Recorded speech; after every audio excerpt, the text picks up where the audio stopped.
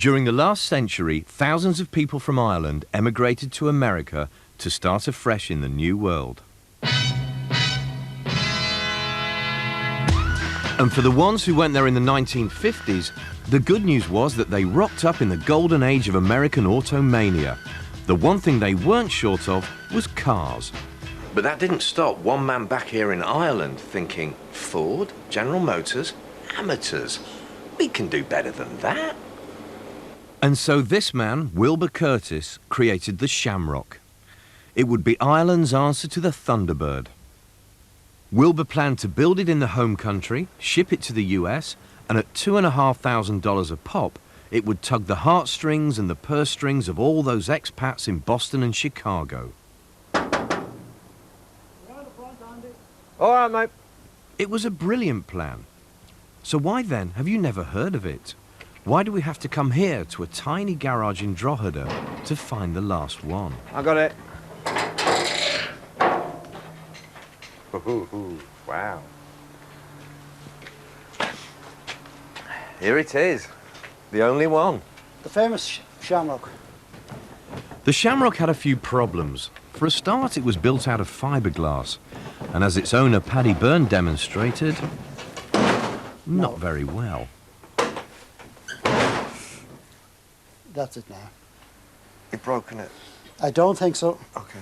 I don't think Oh, so. that's better. It's only a foot. A flush out. finish. Flush finish. And at the front, instead of the rumble of a mighty V8, you got the polite cough of a puny 1.5-litre engine from the Austin A55. All things considered, the Shamrock was hardly the sort of car to inspire the Beach Boys to put pen to paper. But Paddy's love for it is so infectious, you just have to go for a drive. And we've got to go down the road in it. I'll just give it a wallop. All right. What? Loose connection on the battery. All right. Okay. I don't know why I got out. Right. Right. No. Second time. Oh. I'm going to have to tap it down this time. Third time. Yep. Oh, the bonnet. Hang on. I'll get it.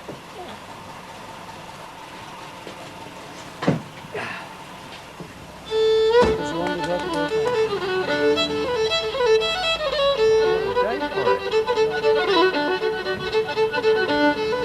I've got a door handle here. What do you want me to do with it? Actually, the tiny A55 engine is probably a good idea, because the 17-foot-long Shamrock also sits on the Austin's equally tiny chassis, which means it handles like a mouse with an ironing board on its back.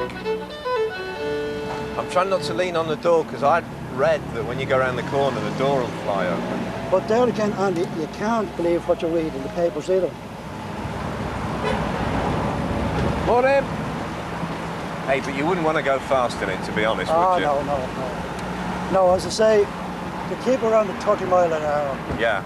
Like, but there again, what do you want to go fast for? When you look at it and you look at a real Thunderbird, what do you think? I prefer my Shamrock.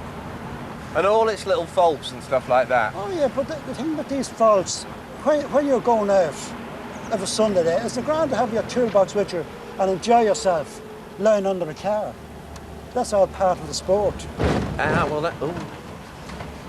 I haven't left any bits behind there. No, we're all right.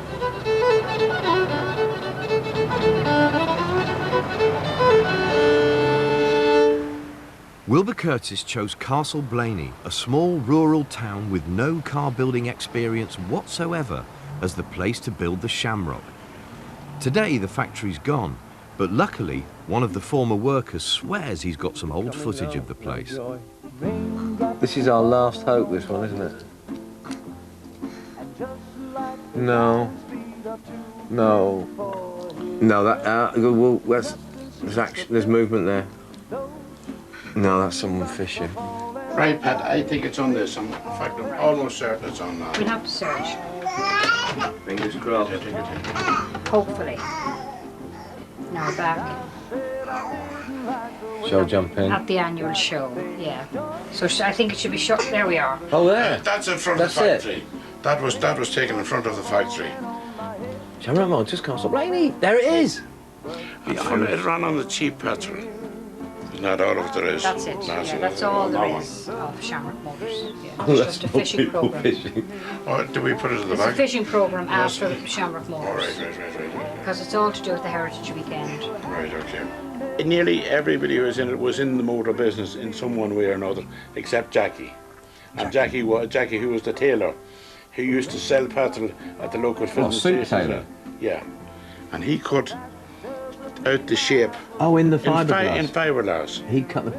He cut out the shapes. Hey, no, that's quite clever, isn't it? That's really, yes, ingenuity. That. How long was the factory open for? Oh, we didn't get not a full year. One day we were sitting having a cup of tea, and Bill came in. He said, I'm afraid we're in trouble. I'm going to have to close it down. That was just it. It was all over. Yeah. It was a big disappointment. The Shamrock failed because the Americans didn't want an American-looking car made from British bits, and the British didn't want a car made from British bits that looked American. So obviously, the Shamrock didn't fit in with the world. Or was it that the world didn't fit in with the Shamrock? You see, in Ireland, there's always more than one way of looking at things.